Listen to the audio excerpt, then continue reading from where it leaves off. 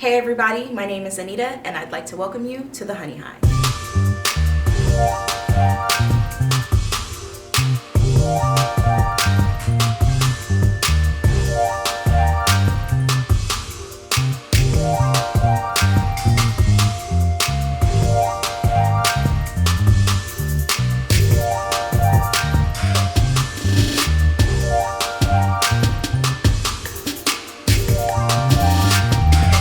Hey everybody, and welcome back to the HoneyHive. My name is Anita. If this is your first time joining us, nice to meet you.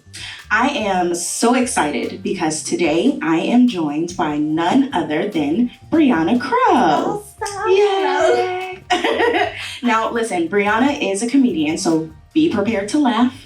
But she is also a youth leader. She is doing some dynamic things in the community and also making people laugh. So let's get started. Welcome. Hello, welcome. Thanks for having me. I'm so excited. Yeah. Look, I rep the colors and everything. I mean, I love it. I love it with your yellow. You look great. Thanks. Okay, so you're a comedian. I try. No, you do. No, I do. You do. You do. What's You done keep is me- done, and it is done, and I'm here, correct? Okay. You keep me laughing. So I want to know a little bit more about you because you are a transplant from Texas. Dallas. I Okay. don't want to throw up Triple D because people might think it's something else, so it's Dallas, though. Okay. And when did you move out here? I moved out here August 2018. Oh, so you're still fairly new. Yeah, you know, people say, like, you're not official until you make it to 5 years, so I was like, oh, well. I mean, but even still, like like that's a long time. technically, I'm a transplant too, even though my friends say that I'm not because I've been here for 20 plus years. Ma'am, I don't, whoa. Is that It doesn't matter. It doesn't, yes, because I'm from Chicago. You know what? Don't do me. Where did you go? Don't do me. This is how you know when you're not a transplant. Where did you go, like, middle school years? Where was that? Was that Chicago or was that LA? I mean, Exactly. What's done is done. Those are the years, you know, that really kind of Okay. where you grew up. Okay. Because anything before that, you weren't really, like, growing up there. But who am I? This how this go today. I see. Okay. This is how this is gonna go. Just trying to I help. told y'all to get ready. Okay, so you're a transplant. Mhm. Whatever.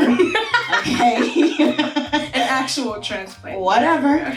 And a comedian. Mhm. So tell me, how did you get into comedy? Like, was this something that you always knew you wanted to do? Listen, literally, I've always been like a silly person. You know what I'm saying? I was like that kid, like always dancing, always grooving, like always just like in the way, Yeah.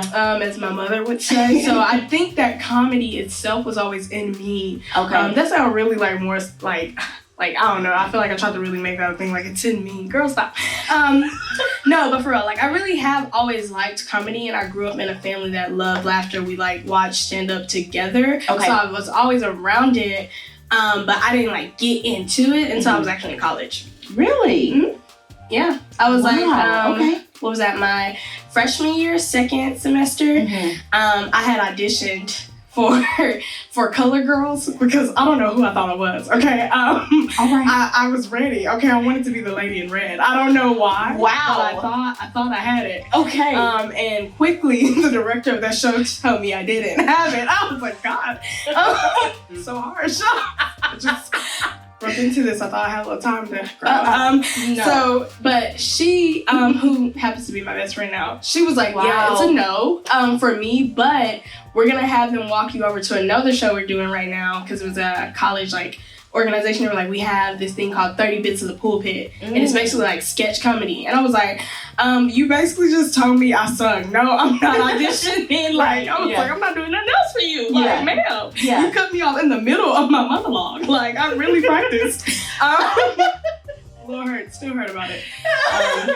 If I ever make it somewhere, she's definitely going in the thank speech. Yes. Uh-huh. Okay. And I'm not gonna thank her, but she'll be there. No, but so from there, I really walked over, and like she was like, "You're basically in the show. You're just auditioning for like." She was like, "Cause I see it. You don't see it, but I see it." Okay. And then from there, the audition was like basically improv. Wow, It's like they okay. gave you a little bit of a script. They're like, this is the idea. You are going to be put in a group with these other people and y'all just go at it. And I was like, huh? Oh, okay. And from there, that's when I was like, oh, wow, this is fun. Like, so. And they just grew from there. Yeah. Wow, that's amazing. Yeah. Went in for one thing. Look how God works, though. Honey, he really will cut your dreams. Is what he'll do. He'll do it. For you and your blessings and where he wants you to go, though. So it's a good thing. Okay. Yeah. So sorry.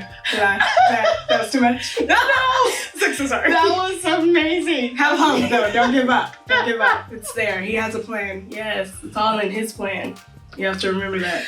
Y'all, like, seriously, I don't know how I'm gonna make it through this because, and this is just her personality. Like, it really does just come out and exude just feel good laughter, like light. No, I'm so serious. Like, you really do exude lightness, and I love that about you. So you started in college. And then when you moved out here, was it because you wanted to be a comedian, like full-time and acting and all that? Or it's beautiful that you brought that up. Okay. I'm just kidding. No, so it was a mix. So what happened was I was in a really, really low place before I moved to LA, and I was like, God, I can't. Like, you know, I've done all I can, and I was like, I just need something new. And I was getting ready to move back home, but something in me was like, you should just try to move to LA, like, because you always wanted to live in California, you do want to do more comedy, and like they say New York is really where you find out if you can make it. I was like, okay, we'll wait a little bit for that. But then they said like LA was really the place you go if you wanted to connect and kind of grow, and like you can really find a community of people that will help you. So that's why I was like, okay, like I've been thinking about it, and I was like, why not? I applied for a job, I got the job, so then I was like, I might as well. Like, I have a reason to be there. I have money, income that can help suffice, like, during my daytime. And then at night, I could just go full force, getting into comedy some kind of way. So, yeah. So, it was like, it was there. It was a part of the reason. But I also, like, wanted to live in LA because I was an actual transplant. We're not going to continue to talk about that. I got questions on this card. Correct. As usual. So, I just want you to know that I'm really hurt by that. I'm so sorry. Comment. But it's okay. It's okay. It's all right. You know, you just come to my show and show out. But that's fine. Okay, so now that you're here, okay, we in a pandemic, we're going to get to that. But I'm really curious because I feel like, you know, I am unintentionally funny. Like, I do things that make people laugh. Correct. Unintentionally. And I know that it's an art. Yes. You know, I know that there's about timing and all of that stuff, right? So tell me, where does your creativity come from? Like, how do you come up with jokes? I love that question. I'm gonna tell you why. I love that question because people ask me and I'm like, I don't know. And they're like, huh, ain't you a comedian? I was like, yes, correct. What you're saying is accurate. I feel like I should have a very wonderful answer for you. And no, I'm kidding. For the most part, like a lot of it comes from personal experience. Okay. Things that I've been through, how I perceive things, which, you know, I think the more that I'm in comedy, the more like that'll like be outside of like just the general comments, you know what I'm saying? Where it's like everybody talks about LA traffic, but it's like, how do you perceive LA traffic from there? Like, what is your things? And for me, I'm like, I have a full concert in LA traffic, so everyone's like upset about it, and I'm like, I'm just, you know, getting my shit together. Like, what do you mean? Karaoke night is going to be live. I don't understand, but I get that you hate it. Yeah. It's like, I don't hate it. Yeah. But it's like, everybody has that perspective. It's like, I hate. And it's like, okay, well, why do you hate it? Or why do you like it? Yeah. So that's how I start thinking about like, what are the things I do normally? And then how does it affect me? How do I feel? How does like, with dating, multiple people talk about dating. Everybody, like every comedian or somebody is going to bring it up. Right. But people are like, they get tired of hearing it because they feel like it's the same vibe. So you have to start thinking, what is your perspective on it, and what is it about how you perceive it that would be like, wow, I never thought of it like that. Yeah. Like, and that's kind of where you find your funny, because it's like the natural things that happen to you, the natural things you think about. Right. But then how do you convey that and relate it to an audience and bring them in on that journey? Okay. And I'm more of a storyteller. Okay. Like, I just have a lot of stories though. Like I like a lot to tap into with Brie. Okay. And I feel like for me, like, comedy is an opportunity to just kind of show people, like, I made it through stuff. You know what I'm saying? And some of the stuff is really funny, and some of the stuff really hurt my feelings, but it really made me who I am. Like, you know, I can't take it back. So why not express it? So, That's great. It's a mix. So now, do you get in trouble when you story tell about things that may include other people? Like you mentioned dating. I'm sure you probably told a story about your mom or growing up. So do you get in trouble with mom? Mom, dad, brothers, all of them, like, thought it was a joke. Like, you know what I'm saying? When I first was like, I'm doing comedy, because I used to, like, do a little stuff on Instagram. People were like, that's so funny. You're so funny, like, telling that story. I was like, but little do you know, I'm really upset about it. Yeah. So it was like, my family was like, she's so silly. And then it was like, when I was like, I'm actually, like, pursuing comedy, like, I'm a comedian, they were like, oh, okay. And then it was like, hey, yo, you be talking about, like, us? Or, like what you be talking about? I'm like, yes, like, it's mostly you. Like, you have made me this way. No, but I think from that, like, they're really good sports. Like, a lot of, like, they'll watch my shows. Like, I did a Zoom show, and my dad tuned in. It was so late at night, so it was so funny, because he's like, it's like 11 o'clock. And then he, like, FaceTimed me out. He was like, you didn't have to tell the people I said. I didn't say all that. I'm like, well, yeah, you kind of did. He was like, I didn't say it like that. Now people probably think I'm. And I'm like, Daddy, don't nobody know you. They don't know me. Like, nobody's going to see this. Well, people are going to see it. But, you know, so they're pretty good sports, though. As long as it's truthful and they know that, like, a little bit of comedy, you know, is embellished. So it's like, they know the stuff that did not happen. Right. You know? And then they're like, I remember that story, something like that. So that's great. I love that, because I feel like with every profession, really, you want to make sure that you have your family support and the people that are around you support you and things like that. But I know that sometimes with comedy, some people take it a little far. And cross the line and everything like that. But from what I've seen, when you do your comedy, it's very personal, you know what I mean? And it's more so of you, like you said, like telling your own story, but making people laugh, but also making people feel good. And I can also see how it can kind of be an example of, look, I went through this, but really I got out of it, like, and I made it through, and I made it, over, and laughing helped with that. So I really love that. So tell me, with you kind of, I want to say kind of being thrown into comedy, you know what I mean? Who inspires you? Like, do you look at the Jamie Foxxes or, Yeah, so growing up, I loved Cedric the Entertainer. One, because basically he looked like my daddy. And I was like, I can't wait till I get famous because I'm going to act like his daughter. In some movie, some show. Hello. Okay, come on, claim it. Hello, claim it. Come on. Sister's clock. No, but that, I love Cedric the Entertainer, his vibe. He really reminded, even growing up, his sets, he would always include music and dance. And I was like, oh, that's me. Like, that is me. And then, like, I really, really appreciated him. I love Dominique. She's like a comedian too. I used to see her on Comic View a lot. And I just really appreciate her storytelling and like her facials. Like, and she just made me feel comfortable to be like, you can be like, no, I don't like that. Like, you know what I'm saying? And not be like the angry black woman. It's like, this is really how I feel. Like, I don't like that. I'm like, I like her. So her, I feel like those two really helped me to kind of like see what my style of comedy is. But there's multiple people that just influenced me in general. Like, I actually liked Monique. I know like a lot of people's like, I was like, back in the day, I was like, I used to love her stand up, even though it was kind of inappropriate for me to watch. But life gives you lemons and you make lemonade. I feel like we all have stories about, I was like, we probably should have been watching that. I should be watching this in particular. Like Simone, like really great. I was like, I don't think Briana should be repeating this joke in school. I see now why I've gotten written up. Okay, everyone calm down. It was me. I didn't read the room. That's what you gotta learn as a comedian. Read the room.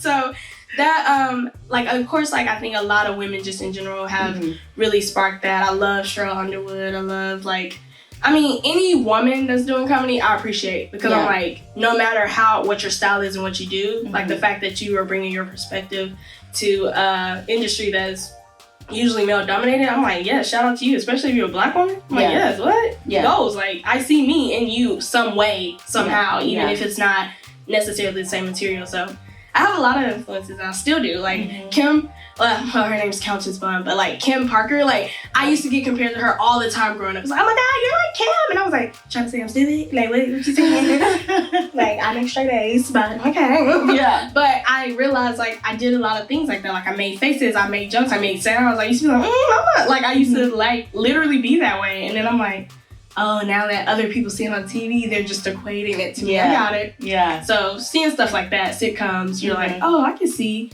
how that can tie into a set. Yeah. Yeah.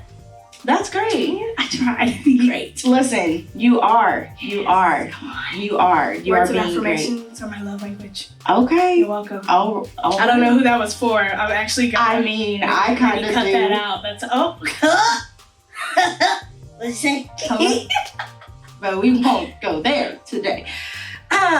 So inspirations, right? And everything that goes along with it. And you mentioned being just inspired by a lot of female comedians. Yeah. So I want to know, what has been your experience as a female comedian in what you have already said is a male-dominated industry? Like, how have you navigated that?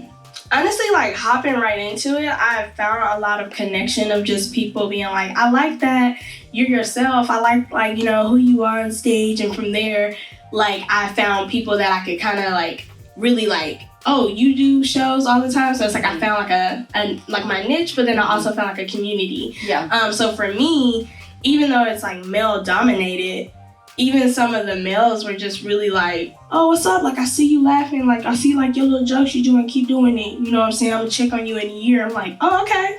Don't know what that means, but good day, sir. You know, but, like, as the women are more like, oh, my gosh, like, yes, here's all the, like, open mics we go to. We have a writing group. I'm like, oh, okay, y'all, serious. Yes, correct. Yeah. Send me the info, sis. So that's, like, a mixture, too. Okay. So I feel like for me, it's been a really cool experience. Like, I've met a lot of cool people, and I've had, like, you make mistakes anytime you're getting into something you don't know about. But, like, for me, I feel like it's all just been a learning curve. And I personally feel like I've had a really cool journey. Like, I've met a lot of legit people who have given me, like, advice and kind of, like, how to navigate. But then every single one of them always say, like, your journey ain't gonna be my journey. Like, how I got in, not gonna be how you get. So it's like, really, they're just giving you information. They're like, you gotta keep grinding. And you gotta make it your own. So for me, I really enjoyed, like, being in this world, because I haven't felt like, oh, like, you don't belong. And, like, you know what I'm saying? If anything, it's just one of those things where I'm like, bruh, everybody here is hustling. Like, male or female, we all sitting back here waiting for our 5 minutes. Yeah. Unless you're a headliner or unless you already on the show, like, you here networking just like the person next to you. Like, you know, and I will say I was shy, like, at first, just because, like, I'm a lot. I have a lot of energy. And, like, comedy clubs are, like, on stage, people have that energy. But backstage, like, if people don't know you, it's like, I just felt like I was just kind of, like, in the room, like, hello, correct. Would you like some glass of water as well? I see you walk. Okay, no, cool. Respect, you going up. All right. Yeah. So it was just awkward, but I think that's me having to get out of my head. But once I got out of my head and was like, take up space, own the space. You know, you might mess up, you might be awkward, but stay yourself, so whatever. Yeah. I love that. Take up space. Yes, I love that. Take up space. I love that. Honestly, I do. So tell me now, has there been a moment where you've really kind of questioned doing comedy? Have you ever just been like, you know what? Yes, that sounds like me every day. Do you want to continue on what we're saying? Is there ever just a time you want to give up? That sounds about right. Yes. No, I'm kidding. But also I'm not. It's been so hard. Like, I think when I first started truly pursuing comedy, I was excited. I'm still excited even to this day. But I was comparing a lot. I'm like, I feel like, you know what I'm saying? Like, I'm not doing enough, or I'm not going to enough open mics, or I'm not writing new jokes. Like, these people are writing jokes every day, which is true. Like, you should be working on your content and your, like, getting used to being on stage, getting more comfortable on stage. Like, you should be going to open mics. But I had to get out of the mindset of, like, just comparing myself to people and like, it's people that was like, yeah, I've been at open mic since 4 o'clock. I was like, well, I don't get off until 5. Now I gotta sit in traffic and drive. So that's an hour that I'm not getting here until 6, and then so I gotta sign up. Got to get my mind right because like I still have to debrief. It was a lot at work because I worked with the youth, and it's like, you know, it was just like, you know, and I like, was comparing myself like, you're not a comedian, you're a failure, and I was like, what? Where did this come from? So I think for me, it was always moments of like that of just like, I'm not enough, and then I had to get to the point, which is why I'm thankful for like community and people that I have connected with and other women in comedy, because they're like, bruh, this is not easy. This is not for the weak. Like, you're not about to just come out here and be Kevin Hart, like, in all these movies and stuff. And it was like, you might. Like, if that happens for you, that's a blessing. Right. But the majority of us, no. Like, you in this game for a minute, sis. Like, I met women and men at open mics who were like, yeah, I've been doing stand-up for 18 years. And I'm like, great. Just in LA, or is that you travel a little bit? What is the... Good to know. So I had to like learn not to compare, and then like now with everything going on and how it is, you kind of start to feel, or at least I have struggled with my creativity because I'm like, I feel like I'm not experiencing things, or even the things I'm experiencing, it's like, how do I say like, I'm scared, death is real. Like, who jokes about that? Like, you know what I'm saying? It's like, what's the joke? Like, where's it at? Find it, Jesus, because I don't have it. But, you know, or it's like, you see all these people doing all these shows, these Zoom shows, and I'm like, but a lot of people now are doing these shows, but they want people who people know. Because, like, nobody wants to pay. Right. Not, well, you know, my family will, like my friends, but like, nobody want to pay. I'm like, we don't even know she's funny. You want us to pay $5 like to watch? Like, we're not tuning in. So it's just been a lot. So I have those moments a lot, but you know, my Lord and Savior remind me, oh no, girl, I told you this was for you. So I'm like, you right. My bad. Let me go ahead and get to the money. Come on. Yes. I love that. Money. You know, your talent is money, is what I was trying to say. You got it. You guys got it. Listen. But money too, because we have to live, okay? And we're in California. Okay? So you mentioned the pandemic and everything and how that's been kind of like a struggle for you. Are you finding yourself using other ways to be creative and like, you know, get your creative juices flowing than you probably wouldn't use if you were in person? Yes and no. I was like, I'm not gonna lie to you. When the pandemic first hit, I was like, you know what, Lord Jesus, you got a plan, okay? Like, you got a plan, Father. Yeah. Let it be revealed. Yeah. But then once I got over that hump, it really was like, okay, how can I utilize what I do, my everyday things? It's like, me, I wasn't comfortable at first going to all these outdoor open mics and stuff. I was just still nervous. And for me, I had to really learn that it's okay. Like, it's okay to start over and regroup. Yeah. So in this time I regrouped. So I work with the youth, and like my students will be like, Miss, can you do a set for us? Like, can we have a comedy set? And I'm like, you know what? Y'all, thank y'all for ripping my passion. I love it for you. All the kids. Honey. And they will tell you. They'll just stare. Like, if it wasn't funny, they'd be like, or they hit that like, turn the video off. I was like, turn it on. Turn it on. I want to know everything. How do you feel? Was it not great? Tell me the truth. Yeah. Feed it to me, because you guys are going to let me out into the world. I love it. So, like, my students, my roommate, like, she's always down to, like, hear me out. Like I said earlier, I, like, did a writing group. I'm in a writing group, and we have a Zoom. So, it's like we can perform our jokes there and get feedback and really be like, oh, like, here's a punchline. Here, how you can, like, add it up. Good. So, there's moments where I find it. Yeah. But at the beginning, it was a little, like, I just shut down everything because I was so nervous, and I was like, I feel like, Lord, I had a momentum, and then it was like, what happened? Yeah. So I feel like that's with everyone though. Like that we really felt like it came out of nowhere for some of like a lot of us kind of didn't really know, and I think we're now kind of getting our groove, you know, and it's not as gut wrenching. Yeah. Yeah. You know, as far as just what do we do? Yeah. Because of course, you still have everything that's going on politically and with the vaccines and all this other stuff. So, you know, you have that stuff. But I feel like everyone kind of is now finding their footing to how they can kind of make it through a little bit better. Yeah, how you navigate. Yeah. So you mentioned the youth. Yes. So I know that you are a former educator. right? And so I'm assuming that was what you were doing before you started really pursuing the comedy, or were you doing both at the same time? Both at the same time. So like, come on and hustle. Lordy. So I was an educator, and for me, like, I love it because people are always like, "Oh, you were a teacher." I was like, "There's actually multiple forms of education, but thank you." Yeah. No. So like, I started out in residence life, so I was really over like student leadership and working with them, and it was like a boarding school, so it was very unique, very different, and that where a lot of comedy was gained there, I will say. I'm sure. I was like, you guys, I live here as well. Yeah. Excuse you. Yeah.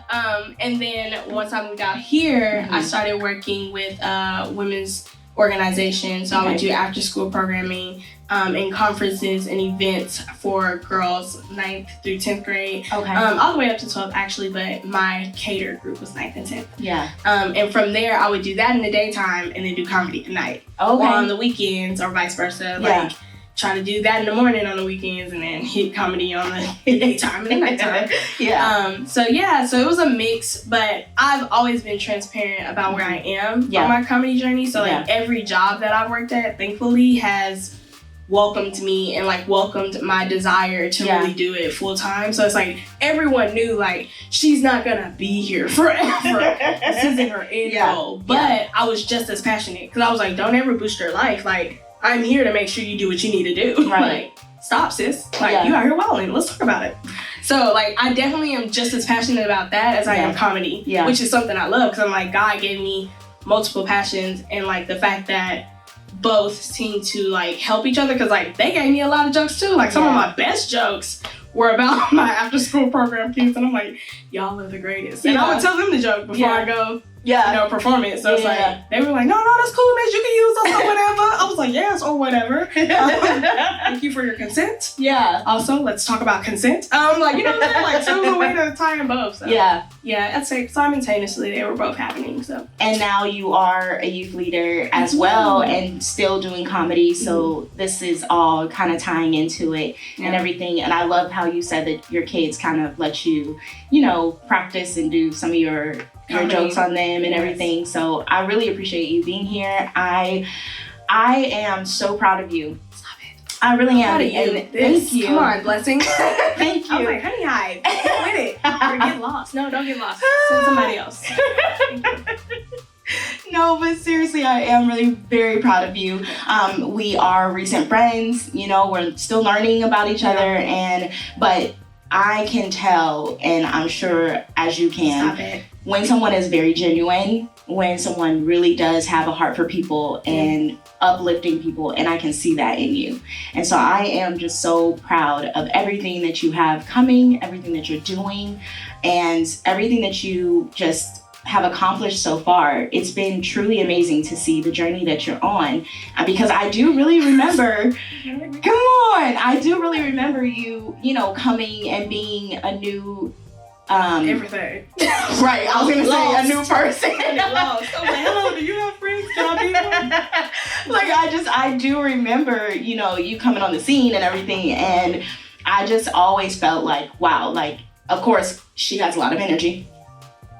Okay, but it fits. Like, it really does fit you. And I am, like I said, I'm just so proud of you. I'm so happy that you were able to come on and just kind of share your journey with everyone. And I want to end with one question, because you are currently working with the youth, and I know that you have experience with that. So if you had someone who's watching who is a young lady and she's thinking about, going into comedy and really kind of pursuing that as her full-time gig, what would you tell her?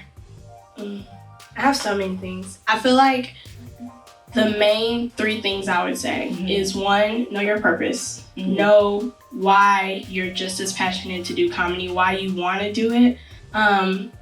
Never lose sight of that, because it's real easy to get, especially a Southern girl coming to LA, it's real easy to get caught up. You be like, oh yeah, it's all the glitz and glam. Look at these people out here traveling, doing stuff. And I'm like, girl, you was here for something. Get back on track. Yeah. So remember your purpose. Know why you want to do it. Second thing I would say is really give yourself grace to learn what your niche is and your comment. Like, stop comparing, please, because that is the thing that will down you. Like, I truly feel like, because some people are like, it's good for you to watch and learn from other people. I'm like, yeah, that's true.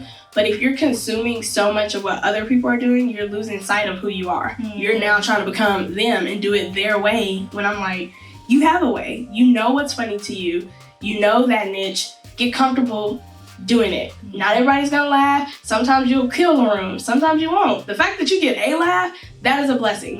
Remember those W's. That's my third one. Anything to you, that's a W. Okay? Yeah. I had 2 people show up that I had just met and invited to a show. I said, you know what? It's a win. Yeah. We're here. I was like, it's some people that's told to invite people and they didn't invite nobody to their show, and my people came. Hello. It's a W for me. Yeah. And even if the set didn't go well, I'm like, you know what? This comedy is a journey. You gotta give yourself a little grace. So, I walk back through it. Remember your purpose. So I gotta win. Give me some grace. And what's your purpose? Let's start again. Yeah. So that's what I would do. I love keep that. first. And if you're a believer, bless it. Pray, honey. Ask him. He will guide you. I'm telling you, he'll crush your dreams to open you up for beautiful things. So just be prepared. Correct. And that is all. Thank you, everyone. Ladies and gentlemen, Briana Crowe, like, let's give it up. If you're at home, clap your hands, okay? Because she deserves it, all right? Sorry. Come on. Hey, listen, anytime I can sneak it in. Listen, you guys, thank you so much. I am so appreciative of you just taking time to come and sit with me and, tell everybody about who you are and what you're representing. We will have all of her information, social media, and where you can follow her and where you can find out where she's doing some of her shows and everything like that in the description box below. That's how you do on the YouTube. Yes, come on. Thank you. You're welcome. I'm trying to help you up. HoneyHive, I'm telling y'all, get with it. I love it. People need to know. Thank you guys so much for joining me today. Oh, and I didn't say happy Friday. Happy Friday. We made it. Friday. Okay, we made it. So, like I said before, if you are new, please don't forget to subscribe to the channel. Make sure that you leave a comment below and also hit that notification bell so that you will be notified when a new video is uploaded. And as always, welcome to the HoneyHive. Peace. I love it.